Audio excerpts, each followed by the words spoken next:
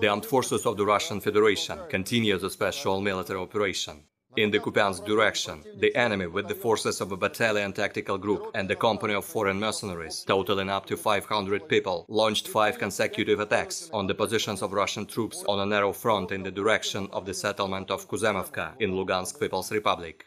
All the enemy attacks have been repelled. The enemy was driven back to the initial positions by Russian troops, artillery fire, army and ground attack aviation, heavy flamethrower systems.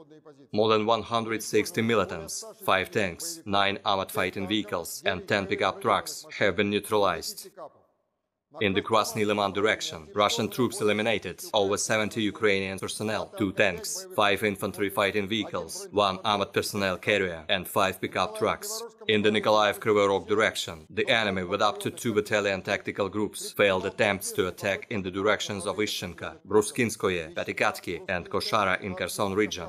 The defeat resulted in destroying up to 125 Ukrainian servicemen, 7 armored fighting vehicles and 13 motor vehicles. Operational tactical and army aviation, missile troops and artillery annihilated 2 command posts in Artyomovsk of Donetsk People's Republic and Konstantinovka in Zaporozhye region, as well as 59 artillery units and firing positions, manpower and military equipment in 177 areas. A communication hub of Ukrainian group of troops was destroyed near Prikolotnoye in Kharkov region.